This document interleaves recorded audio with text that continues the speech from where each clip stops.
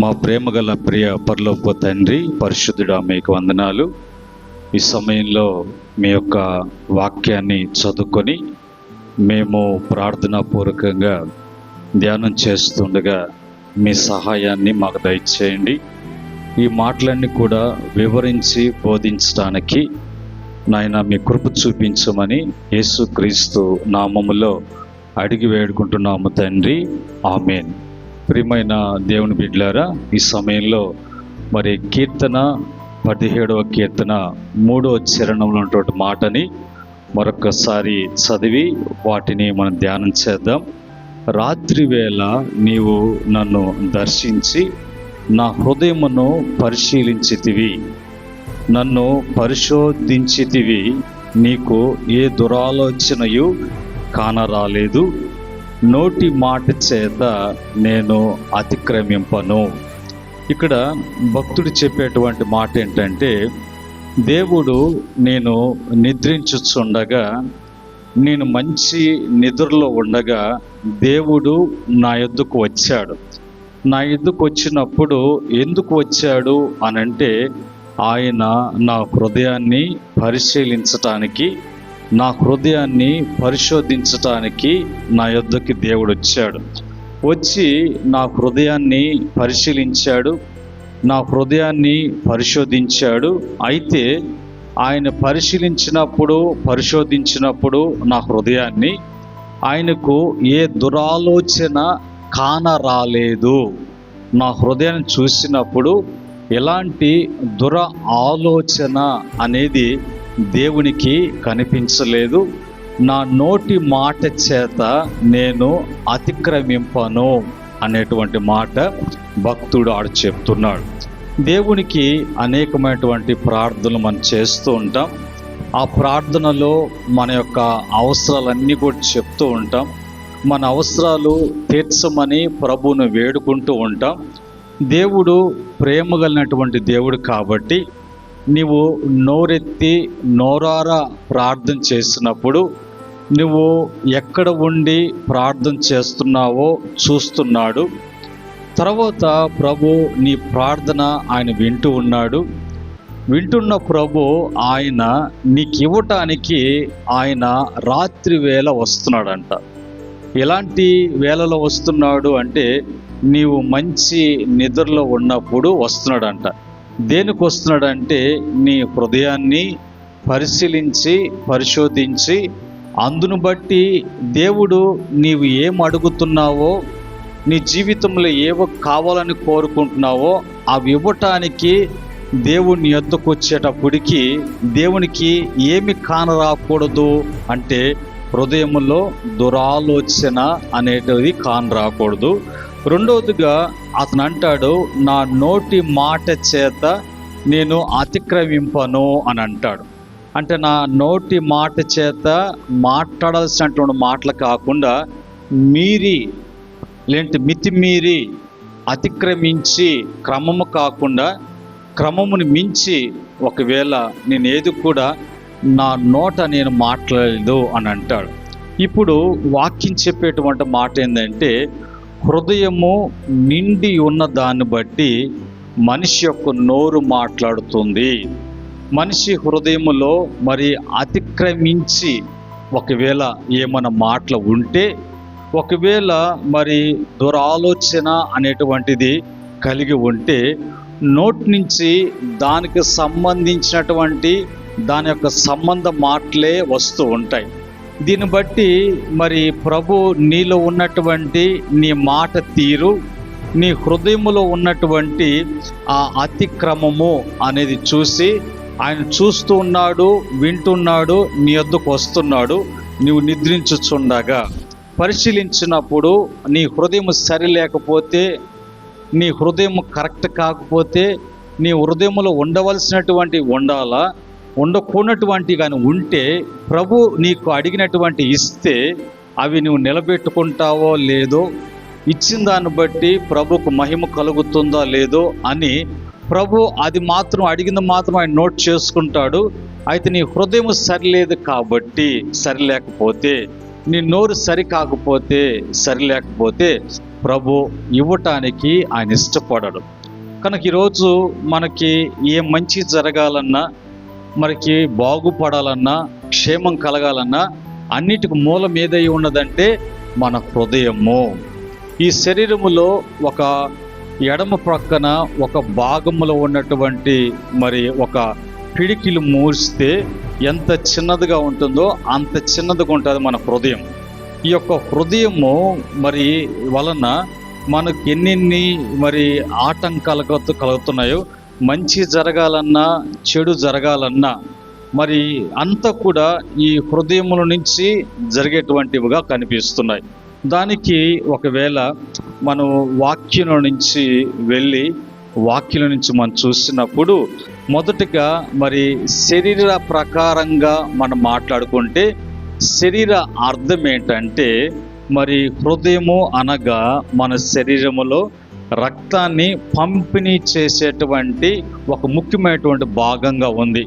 మన రక్తాన్ని సర్వ శరీరాలకి, అవయవాలకి రక్తాన్ని సరఫరా చేసేటువంటి, శుద్ధి చేసేటువంటి, సప్లై చేసేటువంటి ఒక భాగంగా కనిపిస్తుంది. శారీరకంగా ఆలోచన చేస్తే డాక్టర్ దగ్గరకు పోతే సార్ నాకు గుండె నొప్పిగా ఉందంటే వెంటనే ఈసీజీ తీస్తాడు, తీసి దాని యొక్క కండిషన్ చెప్తాడు. అంటే అప్పుడు దాన్ని ఏ విధంగా భాగిస్తున్నారు, ఏ విధంగా అనుకుంటున్నారు? శరీరములో ఉన్నటువంటి హృదయము అది వీక్గా ఉంది, లేదంటే దాంట్లో ఉన్నటువంటి ప్రాబ్లం ఏంటో వాళ్ళు ఎక్స్రే తీసి ఈసీజీ తీసి దాని పరిస్థితి చెప్తారు. అది ఏ విధంగా ఆలోచన చేసి శరీర సంబంధంగా మనం ఆలోచన చేసినప్పుడు అదే మనము ఒకవేళ ఎమోషనల్గా దాన్ని తీసుకుంటే హృదయమును గురించి మనం ఒకళ్ళు చెప్పాలంటే మన భావాలు, ప్రేమ, దయ, కోపము, బాధ వంటి భావాలు ఆ హృదయాల్లో ఉంటాయి. హృదయంలో ఇప్పుడు ఏముంటున్నాయి? ఒకవేళ ఎమోషనల్గా తీసుకుంటే, భావోద్రేకంగా తీసుకుంటే అంటే మన హృదయంలో ప్రేమ, దయ, కోపము, బాధ వంటి ఉన్నటువంటి కేంద్రమైనటువంటి పార్ట్గా ఉంది. అదే మనము ఆత్మీయంగా బైబిల్ పరంగా హృదయం గురించి మనం ఆలోచన చేసినప్పుడు బైబిల్లో ఉన్నటువంటి మాట ప్రకారంగా హృదయము అంటే మన లోపలి మనసు, ఆలోచన, తర్వాత సంకల్పము, విశ్వాసము ఉండేటువంటి స్థానం. మన హృదయం ఇప్పుడు ఏముంటుంది? విశ్వాసం ఉంటుంది. తర్వాత మన హృదయంలో ఒక సంకల్పన, ఆలోచన, మనసు అనేది ఈ హృదయంలో ఉంటాయి. శారీరకంగా ఆలోచన చేస్తే అది మన శరీరంలో ఒక భాగం, పనిచేసే భాగం. అది ఎమోషనల్గా తీసుకుంటే దాంట్లో ఏమేమి ఉంటాయి అని చెప్పుకున్నాం. ఆత్మీయంగా తీసుకుంటే అది మనలో విశ్వాసం ఉండేటువంటి నిలవ ఉండేటువంటి ఒక స్థలంలాగా, లేదంటే మన ఆలోచనలు, మన ఉద్దేశాలు అనేవి అందులో నుంచి మనకి అన్నీ కూడా హృదయము ప్రేరేపిస్తుంది. హృదయము మనకి నోటికి మాట అందిస్తుంది. ప్రతిది కూడా జరిగించేటువంటి అవయవం. అది మన యొక్క ఆత్మీయ జీవితంలో దాన్ని కానీ మనం జాగ్రత్తగా కానీ చూసుకోకపోతే, ఈ హృదయాన్ని జాగ్రత్తగా ఉంచుకోకపోతే మన సర్వ శరీరము అనేది పాడు కావటానికి ఒక భాగంగా పనిచేస్తుంటుంది. అది మనకి ఎట్లాగా తెలుసుకోవాలా అనేది బైబిల్లోకి వెళ్ళినప్పుడు బైబిల్లో మొదటగా సామెతల గ్రంథము 4వ అధ్యాయము 23వ వచనంలో అక్కడ రాయబడినటువంటి మాట, నీ హృదయాన్ని జాగ్రత్తగా ఉంచుకో అని అంటాడు. ఎందుకంటే నీ హృదయంలో నుంచి జీవ జలము ధార ఏ విధంగా అయితే పారుతూ ఉంటుందో అలాగా జీవ జలము నదులు ఏ విధంగా పారుతూ ఉంటాయో, నీ హృదయం నుంచి జీవ జలములు ఏ విధంగా పారుతాయో అలాగా ఏది ఉంటుందో అదే నీ నోటికి వస్తూ ఉంటుంది. ఒకవేళ నీ హృదయంలో మంచి ఉంటే మంచి జీవ జలాలు ఏ విధంగా అయితే పారుతూ ఉంటాయో మాటలు కూడా అలాగ మంచి మాటలే నోటి నుంచి వస్తాయి. ఒకవేళ చెడుగానుంటే జలాలు ఏ విధంగా అయితే పారుతూ ఉంటాయో మన నోటి నుంచి ఎప్పుడు కూడా దూషణ, అబద్ధాలు, తర్వాత చెడుకు సంబంధించినటువంటివి ఉంటాయి. కనుక ఈ రెండిట్లో మనము ఏది చేయాలా అంటే మంచి మాట్లాడాలి. మంచి మాట్లాడాలంటే మన హృదయాన్ని ఏం చేయాలా జాగ్రత్త చేసి పెట్టుకోవాలి. మన హృదయంలో ప్రేమ ఉండాలా, దయ ఉండాలా, విశ్వాసం ఉండాలా, మంచితనం ఉండాలా, మంచి ఆలోచన ఉండాలా, ఇవన్నీ ఉండాలా. మనము అవి అన్నీ ఉంటూ దీన్ని జాగ్రత్తగా చేసుకోకపోతే కొన్ని సందర్భాల్లో ప్రేమ వెనకాల కోపం వచ్చిందనుకోండి, ఇప్పుడు ఎదుటి వాళ్ళతో మనం మాట్లాడేటప్పుడు దీన్ని బట్టి మాట్లాడుతున్నారు, వాళ్ళతో మనం ప్రేమగా మాట్లాడాలా. ప్రేమ మన హృదయంలో ఉంది, మన హృదయంలో ఉన్నటువంటి ప్రేమను బట్టి మాట్లాడేటప్పుడు దాని వెనకనే కోపం ఉండి, ముందు కోపం వచ్చి వెనకాల ప్రేమ వచ్చింది అనుకోండి, ఎదుటి వాళ్ళు ఏమనుకుంటారు, చూడు ఎంత నోరో, మాట్లాడేటువంటి మాటలు ఎంత నోరు కలిగినటువంటి మాటలు. మరి ఫస్ట్ ఏమంటే కోపంగా దుడుగ్గా మాట్లాడేసింది, తర్వాత ఇప్పుడు ప్రేమగా మాట్లాడుతుంది. అంటే ఏది కంట్రోల్ లేదు ఈ హృదయాన్ని మనం జాగ్రత్త చేసుకోలేదు. కాబట్టి మనమంతా కూడా ప్రేమ ఉంది, అన్నీ ఉన్నాయి, కానీ అన్నీ ఉన్నా కూడా జాగ్రత్త చేసుకొని జాగ్రత్తగా ఉంటేనే మాట అతిక్రమించకుండా మంచిగా మాట్లాడతాం. ఈ హృదయంలో మరి అలా తెలియకుండానే గబక్కంట కోపం వచ్చేస్తుంది అనుకోండి, గబక్కంట ఏదన్నా మరి దూషణ వచ్చేసింది అనుకోండి, అది దయ ముందుంది, వెనక దూషణ ఉంది. ఇప్పుడు మరి దీంట్లో ఏది మాట్లాడాలి, ఏది తీసేసుకోవాలా? దయ ఉండాలా, ఈర్ష్య అనేది దూషణ తీసివేసుకోవాలా. ఈ దూషణ అనేది మనలోకి వచ్చి వాటి మధ్యలో ఇరుక్కొని ఉంది అని తెలుసుకోవాలంటే నీ హృదయాన్ని నువ్వు జాగ్రత్తగా ఉంచుకుంటే నీకు అర్థమవుద్ది. గబక్కంటే నేను కోపంగా మాట్లాడేసాను, మామూలుగా ఎట్లా మాట్లాడాలా? ప్రేమగా మాట్లాడాల్సింది కోపంగా మాట్లాడేసి మళ్ళీ ప్రేమగా మాట్లాడితే ఇప్పుడు ఎదుటి వాళ్ళు ఏమనుకుంటారు, నా గురించి చెడుగా అనుకుంటారు కదా, చూడు ఆ నోరు ఎట్టమంటే నోరు అంటారు కదా. అదేంది మరి ఆ మాటలేంటి? ఫస్ట్ ఏమో మరి కోపంగా మాట్లాడిన తర్వాత ప్రేమగా మాట్లాడటం అంటే అది నటన, అది వేషధారణ అనుకుంటారు కదా, అనిపిస్తుంది మనకి. మనం అనుకోకపోయినా కూడా వెంటనే వాళ్ళు అనేస్తారు, నీ నోరు చిన్న నోరు కాదు, నువ్వు చూస్తే ఫస్ట్ టైం ఎట్టంటే అట్టు అడిగేసేసావు, తర్వాత చూస్తే ఏదో నెమ్మదిగా ప్రేమగా మాట్లాడుతున్నావే అంటే మొత్తానికి నీళ్ళు ఏం తనం ఉంది, పిల్లాడుతనం ఉంది అనేటువంటి తెలియకుండానే మనకు ఆ బిరుదులు వచ్చేస్తూ ఉంటాయి. కారణం ఏంటంటే దీన్ని జాగ్రత్తగా ఉంచుకోకపోతే జరిగేటువంటి పరిస్థితి. రెండవ మాట చూసినప్పుడు మత్తయి సువార్త 5వ అధ్యాయము 8వ వచనంలో ఉన్నటువంటి మాట ప్రకారంగా, హృదయ శుద్ధి కలవారు ధన్యులు, వారు దేవుణ్ణి చూచెదరు. రెండవదిగా జాగ్రత్త చేసుకోవటమే కాకుండా హృదయాన్ని ఎప్పుడు కూడా శుద్ధి చేసుకోవటం, పవిత్రముగా ఉంచుకోవటము అనేది మనం కలిగి ఉండాలి. ఇప్పుడు మనం హృదయము పవిత్రంగా లేకపోతే, శుద్ధి లేకపోతే మనము మరి దేవుణ్ణి చూడలేము, దేవుని తెలుసుకోలేము, దేవుని కార్యాలు ఏంటో మనకు అర్థం కాదు. ఎందుకంటే ఇది శుద్ధి లేదు కాబట్టి. ఈ శుద్ధి లేదు కాబట్టి ఇంకా జాగ్రత్త ఉండదు, ఇంకా ఈ హృదయము విచ్చలవిడితనం అయిపోతుంది.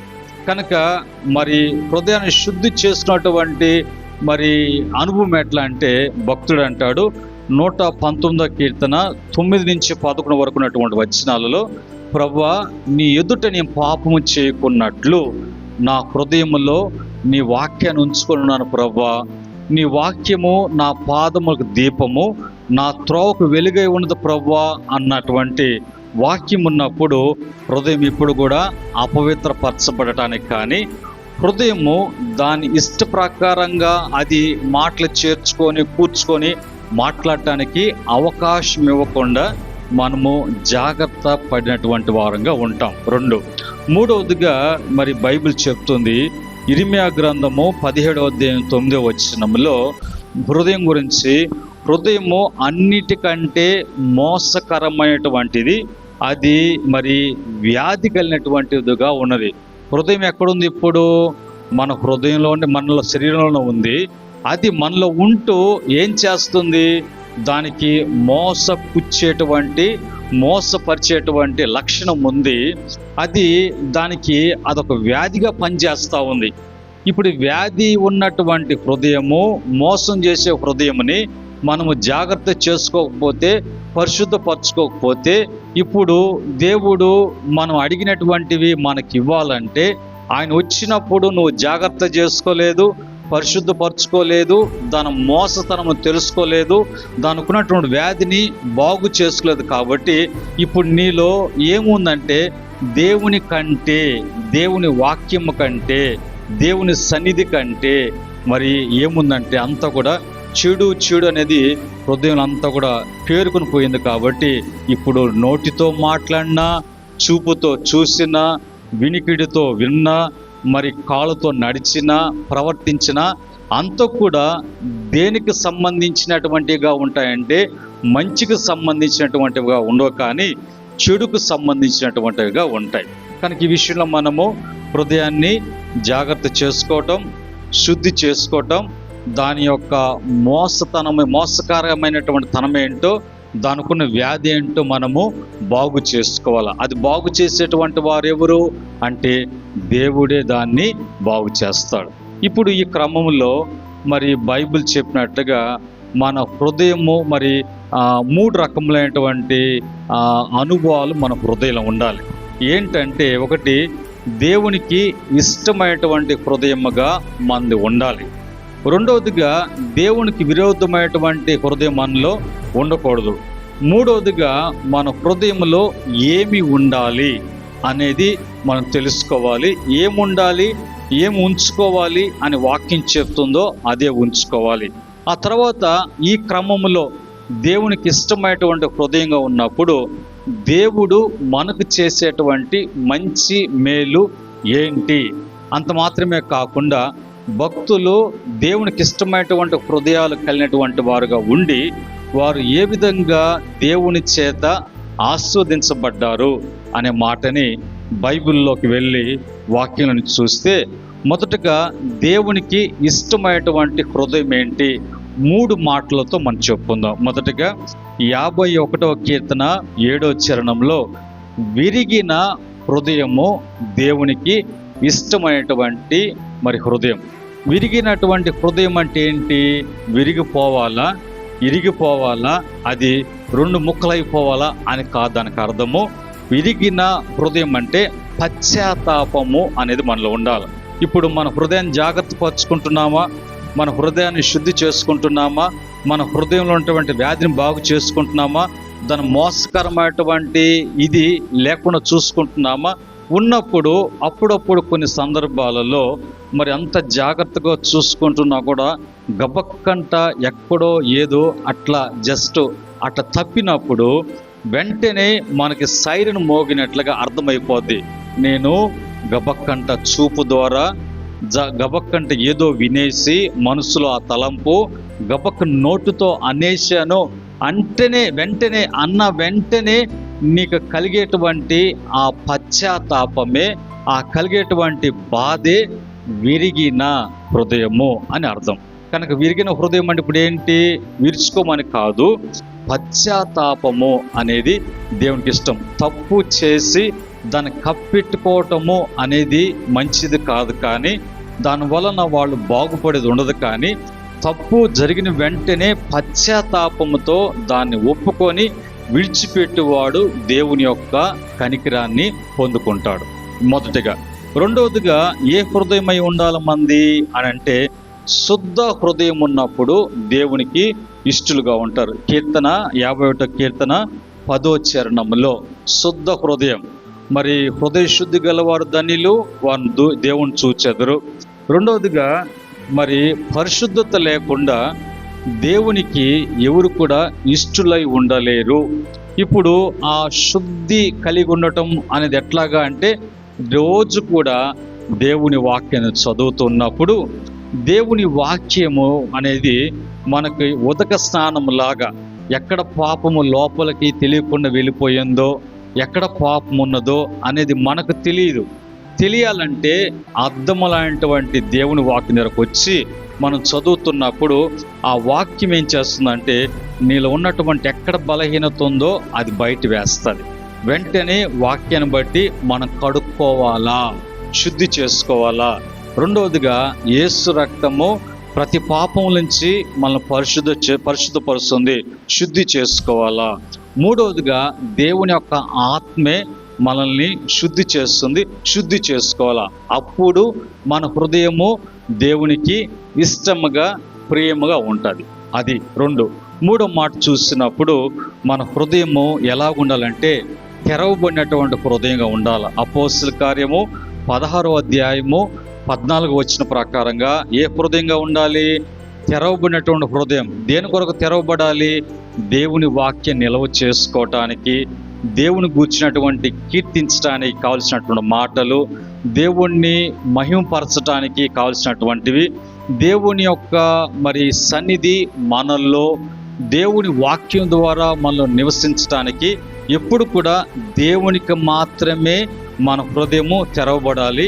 మిగతా వేటికి కూడా మన హృదయంలో స్థలము లేకుండా చూడాలి. మిగతా అంటే చీకటి సంబంధమైనటువంటి, లోక సంబంధమైనటువంటి వాటికి దేనికి కూడా తావు లేకుండా జాగ్రత్తగా చూసుకోవాలి. ఇప్పుడు దేవునికి ఇష్టమైన హృదయం ఎన్ని? 3. ఒకటి విరిగిన అంటే పశ్చాత్తాపంతో కూడింది, రెండవదిగా శుద్ధి చేయబడిన, మూడవదిగా తెరవబడిన. ఎవరి కొరకు తెరవాలి? దేవుని కొరకే. మన హృదయంలో ఏముండాలి? దేవుని వాక్యమే ఉండాలి, దేవుని మాటలే ఉండాలి, దేవుని గురించినటువంటి స్తుతే ఉండాలి, దేవుణ్ణి గొప్ప చేసేటువంటి మాటలే ఉండాలి, దేవుని మహింపరిచేటువంటి మాటలకే ఇది తెరవబడాలి. మిగతా వాటికి దేనికి కూడా రాకూడదు, రానికూడదు, వాటికి స్థానము ఇవ్వకూడదు. ఇస్తే నీ హృదయము దేవునికి ఎట్లుంటుంది? ఇష్టం లేకుండా విరుద్ధంగా విరోధముగా ఉన్నట్లుగా ఉంటుంది. రెండవదిగా దేవునికి ఇష్టమైనటువంటి హృదయము, దేవునికి విరోధమైనటువంటి హృదయము ఏంటంటే, మొదటగా హెబ్రీ పత్రిక 3:12 ప్రకారంగా, కీర్తన 28:3 ప్రకారంగా దుష్ట హృదయము దేవునికి ఇష్టం లేనటువంటి హృదయము, దేవునికి విరోధమైనటువంటి హృదయం. కనుక దుష్ట హృదయం దేవునికి ఇష్టం లేదు. రెండవదిగా చెడ్డ హృదయము, ఆదికాండము 6:5, ఆదికాండము 8:21 ప్రకారంగా చెడు హృదయము దేవునికి విరుద్ధము, దేవునికి ఇష్టం లేనటువంటి హృదయం. మూడవదిగా కఠినమైనటువంటి హృదయము, రోమపత్రిక 2వ అధ్యాయము 5 వచ్చిన ప్రకారంగా ఏది చెప్తున్నా కూడా వాళ్ళు స్పందన రాకుండా, చలించకుండా, వాక్యాన్ని బట్టి మార్పు చెందకుండా ఉన్నారు అంటే ఆ హృదయము కఠినపరచబడింది. ఆ హృదయము రాతి హృదయంగా ఉంటుంది. ఆ హృదయానికి ఎన్ని చెప్పినా కూడా, గోడకు చెప్తే ఏ విధంగా ఉంటుందో అలాంటి వారికి చెప్పినా కూడా అలాగుండే. కారణం ఏంటంటే అది కఠినమైనటువంటి హృదయం కాబట్టి వాళ్ళు దేవునికి ఇష్టమైనటువంటి వారు కాదు, దేవునికి విరోధమైనటువంటి వారు. 3 మాటలు చెప్పుకున్నాం. తర్వాత మన హృదయంలో ఏమి ఉండాలి అనేది ఒక 3 మాటలు చెప్పుకుందాం. ఏమి ఉంటే దేవునికి ఇష్టంగా మనం జీవించగలము, దేవునికి ఇష్టముగా. మొదటగా దేవుని వాక్యము మన హృదయంలో ఎప్పుడు కూడా ఉండాలి.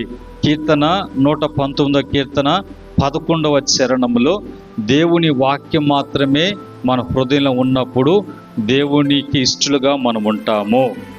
రెండవదిగా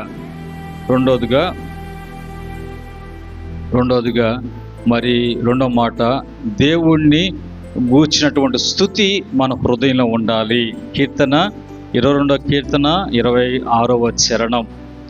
మూడవదిగా నమ్మిక ఉంచేటువంటి హృదయంగా మనది ఉండాలి. కీర్తన 28వ కీర్తన 7వ చరణం. 3 మాటలు, దేవుని వాక్యం ఉండాలి, దేవుని గూర్చిన స్తుతి ఉండాలి, మన హృదయము దేవుని అందే విశ్వసించినట్లుగా, నమ్మకం ఉంచినట్లుగా ఉండాలి. ఈ క్రమంలో మనం ఉన్నప్పుడు మన జీవితాలలో దేవుడు చేసేటువంటి మేళ్ళు, దేవుని వల్ల మనం పొందుకునేటువంటి మేళ్ళు ఏంటి అని చూసినప్పుడు, మొదటగా అధికమైనటువంటి సంతోషము మన హృదయంలో దేవుడు నింపుతాడు. అధిక సంతోషం కలిగి జీవించడానికి దేవుడు మన హృదయాలలో సంతోషం ఉంచుతాడు. కీర్తన 4వ కీర్తన 7వ చరణం. రెండవదిగా దేవుడు చేసేటువంటి మేలు, శరీరము సురక్షితముగా నివసించేటట్లుగా చేస్తాడు. శరీరానికి సురక్షిత. కీర్తన 16వ కీర్తన 9వ చరణము. మూడోదిగా మరి మన హృదయాన్ని తెప్రిల్ల చేస్తాడు. కీర్తన 22వ కీర్తన 26వ చరణం. మూడో మాట చెప్పుకున్నాం. తెప్రిల్లటం అంటే ఏంటి? తెప్రిల్లటం అంటే ఏంటి? భారమంతా కూడా తీసివేసి ఏ భారము బాధ లేకుండా తేలికగా ఉండటము, తేలిపోతున్నట్లుగా ఉండటం అనేది తెప్రిల్లటం. ఇది ఎవరి దగ్గరకు వస్తే, మన హృదయంలో ఏముంటే, మన హృదయము దేవునికి ఎలాగుంటే అనేది మనం ఆలోచన చేసినప్పుడు దాన్ని బట్టి మన హృదయంలో ఉన్నటువంటి భారమంతా తీసివేస్తాడు. మన హృదయంలో ఉన్నటువంటి కష్టాలన్నీ కూడా తీసివేస్తాడు. మన హృదయం ఎప్పుడు కూడా తేలికగా తేలిపోతున్నట్లు ఉన్నప్పుడు ఎట్లుంటుంది? మనకి మరి ఆనందం అనేది ఉంటుంది.